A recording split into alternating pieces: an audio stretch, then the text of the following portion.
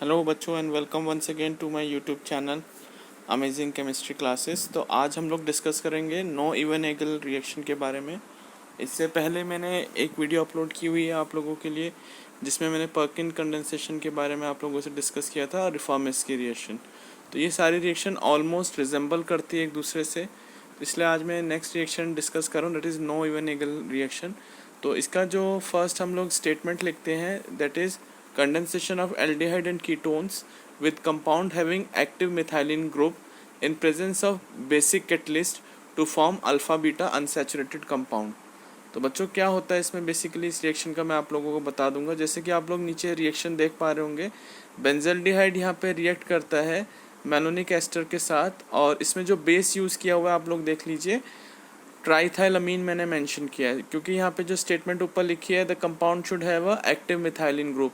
तो यहाँ पे जो हमने मेलोनिक एस्टर यूज़ किया CH2 ग्रुप है, उसके पास एसिटिक हाइड्रोजन है, क्योंकि जो एस्टर है COR वो इलेक्ट्रॉन विड्रॉइंग ग्रुप है, तो इसलिए मैंने E सिंबल लिखा है, WDG लिखा हुआ है, that is electron withdrawing group. तो जो एस्टर होता है, एस्टर इलेक्ट्रॉन विड्रॉइंग ग्रुप है, इसकी वजह से जो मिथाइलिन ग्रुप हो जाएगा उस पर जो हाइड्रोजन है वो एक्टिव मिथाइलिन है।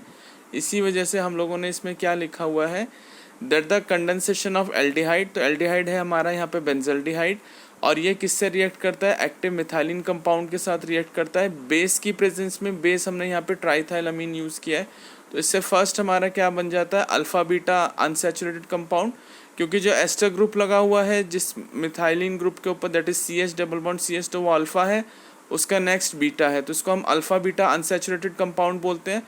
Followed bye hydrolysis and removal of carbon dioxide resulted in the product, और जो हमारा प्रोडक्ट बनता है that is C6H5 CH double bond CH COH, तो इसको हम सिनेमिक एसिड बोलते हैं, अल्फा बीटा अनसैचुरेटेड एसिड भी बोलते हैं। इससे पहले जो मैंने आप लोगों के साथ रिएक्शन डिस्कस किया था, पर्किंस रिएक्शन और रिफॉर्मेस की रिएक्शन, अगर आप लोगों ने वो वीडियो नहीं देखी है तो जाके आप लोग चेक कर लीजिए। उसमें भी हमारा सिनेमिक एसिड ही बनता है, बट उसमें रिएजेंट डिफरेंट थे।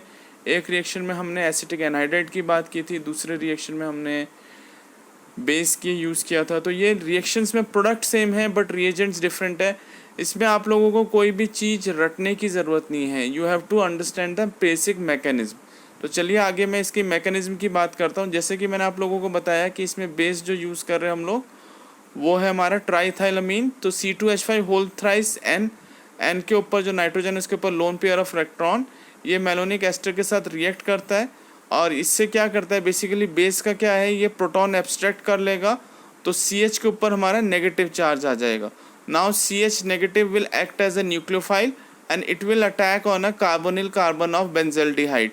तो जब ये अटैक करेगा तो उसकी वजह से हमारा यहाँ पे पहले एक इंटरमीडिएट फॉर्म होगा। नीचे मैंने दिखाया हुआ है, आप लोग देख सकते हैं बॉटम पे जो मैंने रिएक्शन मैकेनिज्म शो की है।